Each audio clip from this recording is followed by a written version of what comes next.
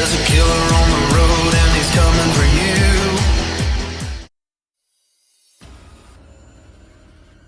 Welcome back to Serial Killer Top Trumps, the ultimate international showdown where we take history's most notorious killers, strip away the myth and the legend, and pit them head to head across 6 brutal categories.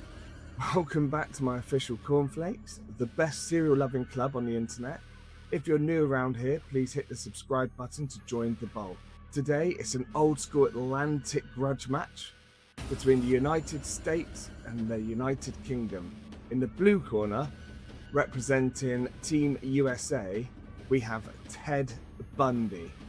What a great one to start with.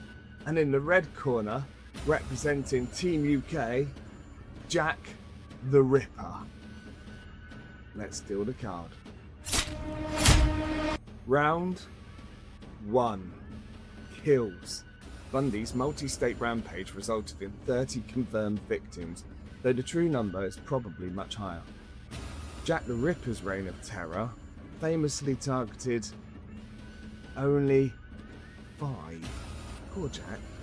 Jack, I know you're no longer with us because, 1888 was a bloody long time ago.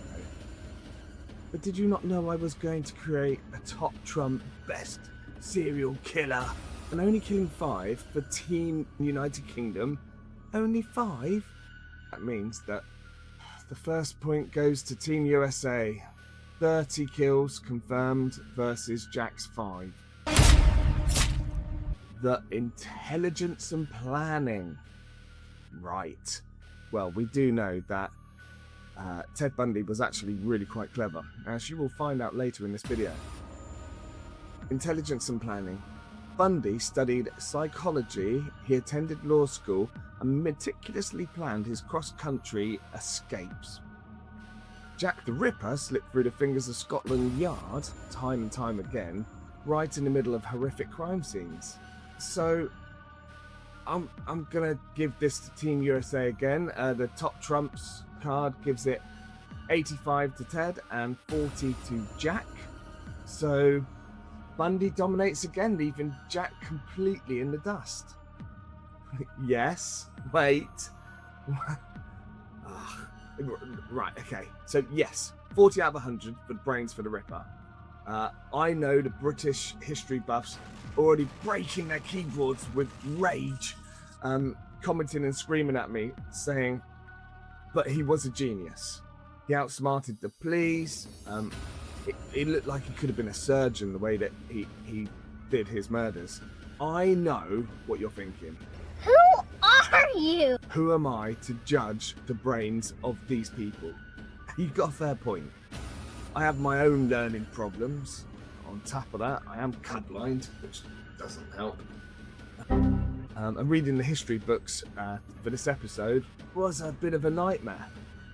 My old school teacher actually told me face to face that I was a dyslexic donkey, a colourblind fool, and if I was a horse, I'd have been put down by now.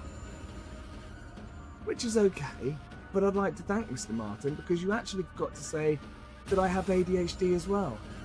You left that one out, didn't you, mate? So you didn't get it all right? Never mind, mushroom head. What? But I didn't say that. I don't know why I said that. He had a head. He looked like Mr. Mushroom Head. Well, look at me now, Mr. Martin. Because even a dyslexic donkey can see that Jack the Ripper wasn't a genius. It was 1888. London police didn't have DNA testing, didn't have fingerprints, they didn't have radios. They had none of the technologies and forensics that we have today. So Jack didn't escape because he was like Sherlock Holmes. He escaped because the streets were pitch black, covered in smog, and the police were literally looking for clues with gas lanterns. So if Jack tried to do that today, I reckon a Ring doorbell would probably end his career in 5 minutes. So 40 out of 100 is generous, in my opinion. The gruesome meter. Jack. Oh, he's going to come back for Team UK here. The gruesome meter. Bundy was a monster. There's no getting around that. He was pretty awful, terrible. Just awful person. But Jack the Ripper completely broke the scale for this. Operating in the pitch black London fog, Jack didn't just kill his victims, he mutilated them with surgical precision, removing internal organs, leaving crime scenes that absolutely terrified the Victorian world. It's dark, it's horrific, and it earns Team UK a massive 95-70 victory. Let's go. Jack, you got something right. The capture flaw. Now, what I mean by this is, how did they get caught? What did they do to get caught? Was it just really bad luck that they got caught? Like you'll see in some of the other episodes. Some people got caught, honestly, pure luck. But we'll get into that. Let's see about these two. So I've given a score on the top trump card, 90 for Ted and only 10 for Jack. Let me explain. He stole a Volkswagen Beetle. First of all, Ted, come on, mate. If you're trying to get away, you don't steal a Beetle. A Beetle. I mean, there are no words.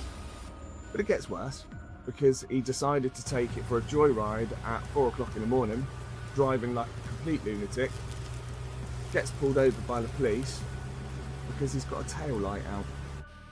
Yeah, so he got caught because he nicked a rubbish car and then went to have a joyride in it, and it had a broken tail light. So, yeah, I mean, that was far more ridiculous than Jack, because Jack never got caught. We still don't know who Jack was, really. And there's lots of rumours, we've got ideas. It could have been a surgeon, it could have been the butcher, because of how precise it was, and the organs that he took out, and all the cuts to the organs, they were all like immaculate. Like, it was really well done. Really well done. Talking about a guy killing women and leaving their bits all over the streets. Well, I suppose, yeah. He was very thorough with his job. He did it very well, bless him. Years evaded. So, it's 138 for Jack. I think Jack wins this one, quite hands down. Ted 4. Ted didn't do that well there. Now, how long it took to catch these? Because the timeline was an absolute joke. Ted Bundy lasted 4 years. It's because he masterminded and completely threw away the whole game. The guy managed to escape from 2 high security custodies twice. He outsmarted the entire FBI, jumped out of a courthouse window.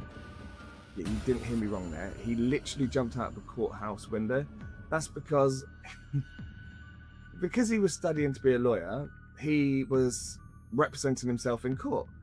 And what he said was he was allowed to go to the library and do his research and his readings for his court case, and the police had to stay outside because they couldn't interfere. So he said that he was getting hot, so he'd open up a window, and they were like, yeah, cool, you just go. They open up the window. Ted Bundy, who's escaped twice from secure custody places, you know, it's fine, crack on. So he opened up the window, he jumped out, but it was gone. He crossed a mountain, he fled across the country, but he got caught jumping out a courthouse window, got caught again, climbed through his prison ceiling, that's a good one, was finally bagged because he drove the stolen car past the clock at 4 a.m. and he wasn't outsmarted, he just ran out of luck. So yeah, I think Jack wins that one. Jack the Ripper has been evading capture for 138 years, but let's be fair, in 1888 Scotland Yard was hunting a phantom in pitch black smog with nothing but whistles and oil lanterns. Jack didn't have to hide, he just walked slightly faster than the copper in the heavy leather boots.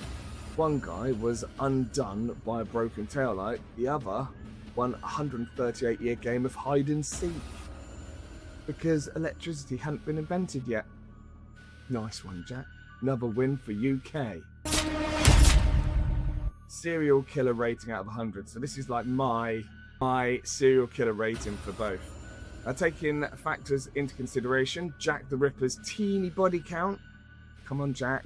You should have slaughtered some more people. I'm joking, by the way. You shouldn't. It's horrific. Don't do it. It's awful. Jack the Ripper's tiny body count and lack of actual modern strategy leave Team UK with an overall score of 58 out of 100. Meanwhile, Ted Bundy's multi-state execution, high intelligence and body count secured Team USA an overall score of 82 out of 100, which means Ted Bundy wins episode 1. Well done, USA. You have a proper wrong'un on your hands. Or did until you executed him. Better play, by the way. That's probably the right thing to do. But I know some people are going to be getting angry with me for...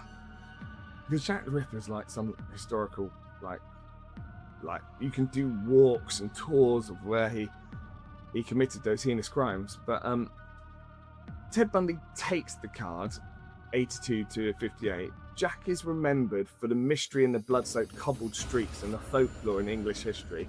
But Bundy was actively escaping prisons and acting as his own lawyer, which is mental, by the way. Please, if you go see some clips of that. It was all filmed, it was mental. But Bundy was actively escaping the prisons, while Jack was just running away in dark alleyways. Alright, my cornflakes, you know what to do now. Go ahead and tell this colourblind fool exactly how wrong in the comments. And who did I disrespect more?